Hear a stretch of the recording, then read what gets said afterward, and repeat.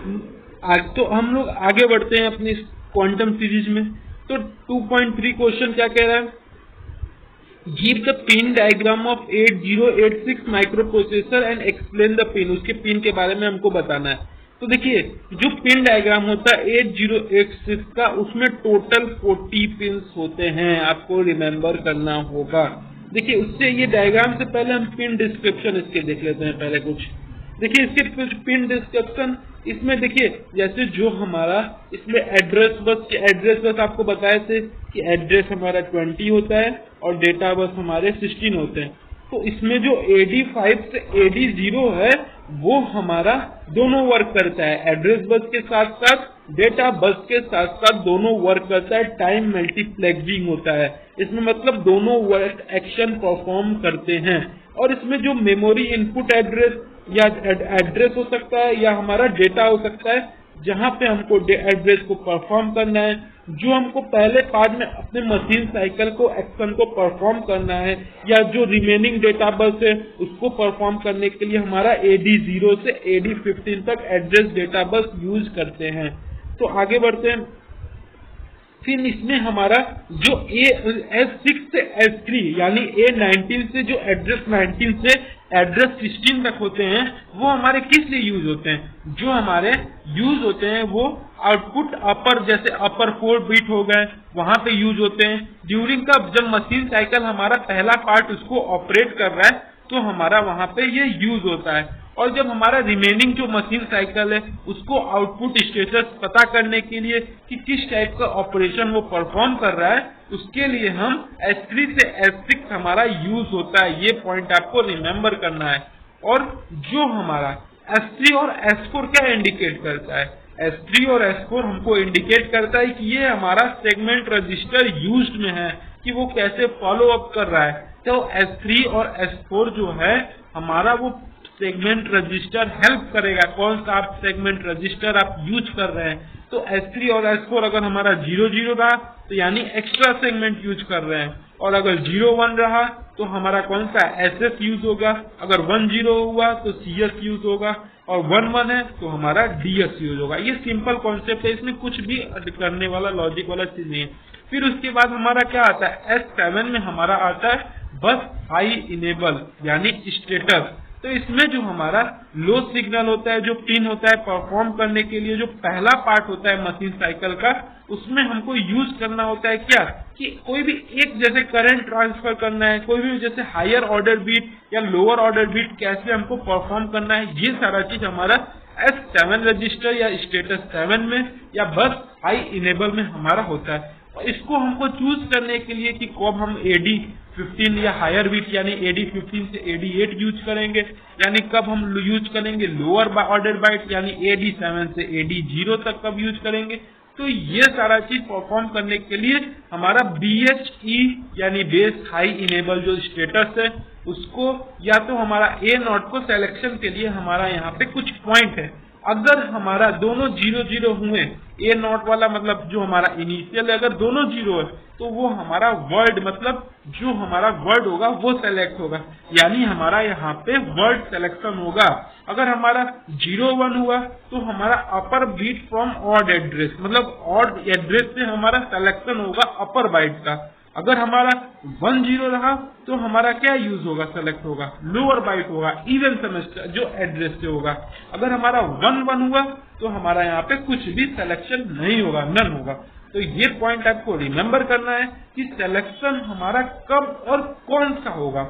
अगर हमारा दोनों 0 हुआ तो सिंपली वर्ड हो जाएगा, लेकिन अगर 01 हुआ तो हमारा अपर बाइट और एड्रेस यूज होगा, 10 हुआ तो लोअर बाइट होगा, अगर 11 हुआ तो हमारा नन होगा। और जो स्टेटस 7 का जो आउटपुट आएगा वो हमारा मशीन साइकिल के लेटर पार्ट में आएगा, latter part of the machine cycle, output हमारा लेटर पार्ट में आएगा। फिर उसके बाद जब हमारा NMI है, NMI क्या होता है, नॉन मास्केबल इंटरप्ट। इसमें हमारा ये positive edge trigger non maskable interrupt use होता है। और INTR हमारा जो है वो मास्केबल लेवल ट्रिगर इनपुट है। इसमें क्या होता है कि जो भी हमारा सैंपल्ड है ड्यूरिंग क्लॉक साइकिल के जो जितने भी इंस्ट्रक्शन है वो हमको डिटरमाइन करने में कि प्रोसेसर हमारा इंटरप्ट सर्विस रूटीन ISR में पहुंचा कि नहीं पहुंचा, ये सारा चीज हमारा INTR में यूज होता है। और जो हमारा क्लॉक है CLK, वो क्या प्रोवाइड करता है, ये टाइमिंग प्रोसेसर बताता है कि कब हमारा कौन सा बस कंटेनर एक्टिविटी यूज होगा, कब क्लॉक फ्रीक्वेंसी डिपेंडेंसी हमारा यूज होगा, तो ये सारा चीज बताता है क्लॉक पल्स। अगर हमारा सिंपली 8086 क्लॉक पल्स है तो हमारा जो क्लॉक सिग्नल रिक्वायर्ड होगा वो 5 मेगाहर्ट्ज का होगा। अगर 8086 सेकेंड है हमारा तो 8 मेगाहर्ट्ज का, अगर 1 है तो हमारा 10 मेगाहर्ट्ज का। तो ये जो हमारा रीसेट ऑपरेशन है, जो हमारा इसमें रीसेट ऑपरेशन होता है, वो क्या डिटरमाइन करता है, वो डिटरमाइन करता है कि प्रोसेसर आपका कब आपका टर्मिनेट होगा, कब आपका जीरो होगा, करंट एक्टिविटी कब आपका लो परफॉर्म होगा। ये कहाँ से परफॉर्म होता है, वो F0S से ये एक्टिव करता है हमारा हाई सिग्नल को, और कैसे हमारा जो लास्ट वाले 4 क्लॉक सिग्नल है उनको कैसे ये रीसेट करता है, ये सारा चीज हमारा ब्लॉक डायग्राम में रीसेट वाले में होता है। फिर उसके बाद ब्लॉक डायग्राम में जैसे हमारे आते हैं रेडी क्या यूज करता है, प्राइमरी यू क्या यूज करता है कि सिंक्रोनाइज, कैसे आप जो स्लोअर पेरिफेरल है, जो हमारा माइक्रो प्रोसेसर में स्लोअर पेरिफेरल है, उसको कैसे हम यूज में लाए, तो वो सारा चीज हमारा इसमें यूज होता है।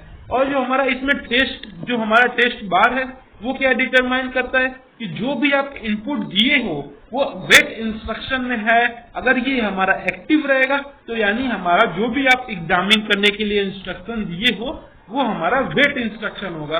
और 8086 हमको क्या बताएगा कि जो हमारा वेट स्टेट है या जो हमारा कब हमको वेट इंस्ट्रक्शन को करना है, ये हमारा एक्टिव स्टेट में होगा। अगर हमारा यही अगर लो सिग्नल हो गया तो हमारा टेस्ट पिन ये अप्लाइड होगा, यानी टेस्ट करेगा कि एक्शन परफॉर्म करना है या हमको नहीं परफॉर्म करना है। अब उसके बाद क्या आता है हमारा read bar signal. Read bar signal में अगर लो हुआ तो हमारा 8086 हमारे डेटा को रीड करेगा, कहाँ से, मेमोरी से या इनपुट डिवाइस से रीड करेगा। और हमारा लास्ट है हमारा MN या MX बार। इसमें क्या, अगर ये हमारा एक्टिव हाई रहा तो हमारा ये मिनिमम, अगर लो रहा तो यानी मैक्सिमम मोड ये परफॉर्म करेगा। तो ये हमारा पिन डायग्राम के बारे में। तो पिन डायग्राम में हमने क्या क्या देखा कि AD15 से AD0 कैसे यहाँ पे हमारा देख सकते हैं कि डायग्राम में आप भी देख सकते हैं। एड्रेस बस AD हमारा यहाँ 0 से लेके 14 तक हमारा यूज हुआ है। ग्राउंड हमारा नंबर 1 पे, 40 पे हमारा VCC है, और 40 VCC के नीचे हमारा एड्रेस डेटा बस 15 वाला भी यहीं पे है। और उसके बाद जो S3, S4, S5, S6 से वो हमारा 38 से 35 पिन नंबर पे है। फिर S7 भी हमारा यहीं पे है। फिर उसके बाद मिनिमम मैक्सिमम, रीड बार, फिर उसके बाद hold, HLDA, write bar, memory input, data interrupt या रीड बार, यहाँ पे data enable number, ALE, INTA, test, ready, reset, ये सारा चीज हमारा पिन डायग्राम में है। तो ये पॉइंट आपको रिमेम्बर करने कि आप कैसे यूज इसको लर्न कर सकते हैं। तो हमने इसमें देखा डिफरेंट जैसे AD बार, S3 बार, BF7, NMI, CINTR, CLI, ये सारा कुछ हमने देखा इसके बारे में।